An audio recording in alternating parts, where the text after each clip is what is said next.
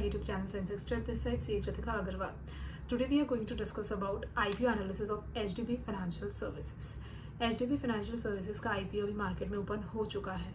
ये जो कंपनी है ये एक रिटेल फोकस्ड NBFC कंपनी है जो 2007 में इनकॉर्पोरेट हुई थी। बट सबसे पहले हम बेसिक इन्फॉर्मेशन देख लेते हैं इस कंपनी की। IPO ओपन हुआ था 25 जून को, क्लोज होगा 27 जून को। IPO का जो अलॉटमेंट डेट है वो 30 जून को अलॉट होगा। लिस्टिंग डेट है 2 जुलाई। जो कंपनी का इशू प्राइस है वो रखा गया है 700 to 740 रुपीज़ इक्विटी पर शेयर। कंपनी का जो टोटल इशू साइज है वो है 12,500 करोड़, जिसमें से फ्रेश इशू रहेगा 2,500 करोड़ का एंड ऑफर फॉर सेल रहेगा 10,000 करोड़ का। HDB फाइनेंशियल सर्विसेज का IPO में शेयर होल्डर कोटा भी है जिसको 10% एलोकेट किया गया है। अगर जिस भी शेयर होल्डर के पास डीमैट अकाउंट में 19 जून से पहले शेयर्स रखे होंगे तो उनको चांसेस रहेंगे इस कंपनी का अलॉटमेंट मिलने का, तो आप शेयर होल्डर कोटा में भी अप्लाई कर सकते हैं। नेक्स्ट इज, अगर हम सबसे पहले बात करें अनलिस्टेड शेयर्स की, HDB के फाइनेंशियल सर्विसेज के जो अनलिस्टेड शेयर्स थे वो मार्केट में ट्रेड कर रहे थे 1200 to 1350 अराउंड। बट जब से प्राइस बैंड है वो डिक्लेयर हुआ है 700 to 740 रुपीज़ इक्विटी पर शेयर, तो जो शेयर होल्डर्स है उनको अभी तक नोशनल लॉस चल रहा है 40 to 45% का। See, this is a very clear example कि अनलिस्टेड शेयर्स में इन्वेस्ट करना काफ़ी ज़्यादा रिस्की होता है। अगर ये गेन देके जाता है तो अच्छा गेन भी देता है बट रिस्क भी उतना ज़्यादा ही होता है। आप खुद अपने सामने देख सकते हैं। जिन लोगों ने भी 1200 पे इन्वेस्ट किया होगा आज उसका प्राइस डिक्लेयर हो चुका है 700 to 740 के अराउंड, तो उनका जो नॉशनल लॉस चल रहा है वो 40 to 45% चल रहा है।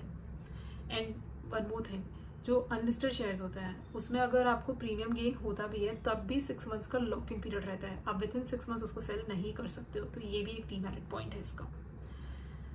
अब जो HDB फाइनेंशियल सर्विसेज है इसकी जो ब्रांचेस है एज ऑफ नाउ 31 मार्च 2025 के डेटा के अकॉर्डिंग है 1771 ब्रांचेस अक्रॉस इंडिया, जिसमें से 80% ब्रांचेस है outside top 20 cities of India, which is also very good point. अगर हम ये देखें कि कंपनी फाइनेंस किस किस को प्रोवाइड करती है, तो ये फाइनेंस देती है कंज्यूमर्स को, असेट्स फाइनेंस भी करती है, एंटरप्राइजेज लेंडिंग भी करती है, मतलब कंपनीज को लोन देना या फिर एम्प्लॉयज़ को लोन देना, वो सर्विस भी प्रोवाइड करती है। और सिर्फ यही नहीं, ये general insurance, life insurance, health insurance, इन सब की सर्विसेज भी प्रोवाइड करती है। HDB फाइनेंशियल कंपनी को क्रिसल ने AAA पॉइंट रेटिंग दी है और अगर लॉन्ग टर्म बोरिंग देखें उसको भी AAA रेटिंग मिली है। नाउ अब हम इसके फाइनेंशियल्स देख लेते हैं।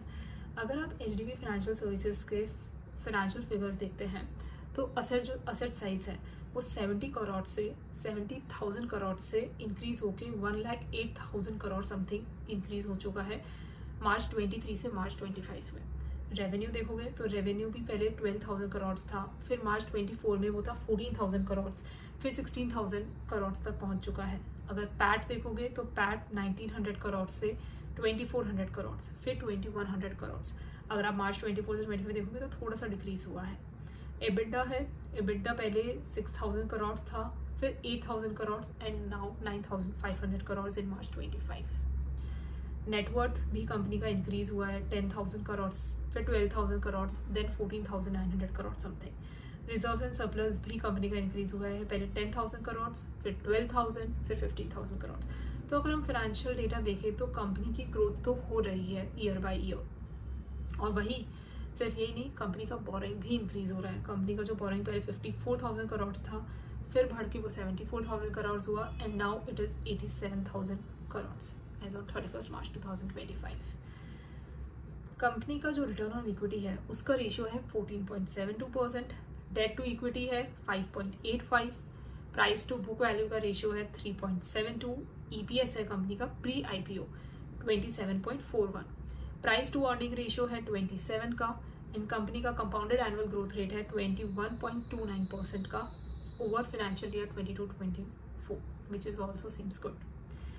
अगर आप कंपनी का NPA देखोगे तो कंपनी का NPA है फाइनेंशियल ईयर 24 में ग्रॉस NPA 1.90% का एंड वही NNPA है 0.63% का। तो अगर हम कंपनी के फाइनेंशियल पर्सपेक्टिव से देखें तो कंपनी में तो कोई प्रॉब्लम लग नहीं रही है, कंपनी के फाइनेंशियल्स तो स्ट्रॉन्ग ही लग रहे हैं, ईयर ऑन ईयर ग्रोथ भी दिख रही है। बट अब जो ग्रे मार्केट प्रीमियम है वो कंपनी का चल रहा है कभी 8%। जो हालांकि अगर देखें तो कम है, बट अभी सिर्फ एक दिन हुआ है आईपीओ को खुले हुए। लेट्स सी नेक्स्ट 2 डेज में क्या रिजल्ट आता है। तो आपको क्या लगता है कि ये जो फाइनेंशियल एनालिसिस है इसके पर्सपेक्टिव से हमें इस कंपनी में इन्वेस्ट करना चाहिए, मतलब आईपीओ में अप्लाई करना चाहिए या नहीं करना चाहिए? Let me know in the comment section कि आपका क्या पॉइंट ऑफ व्यू है। और अगर आप ऐसे ही डिटेल्ड एनालिसिस और भी अपकमिंग आईपीओस के चाहते हैं तो सेंसेस ट्रिप को सब्सक्राइब करना मत भूलिएगा एंड वीडियो को लाइक करना मत भूलना। That's all for today. Thank you so much.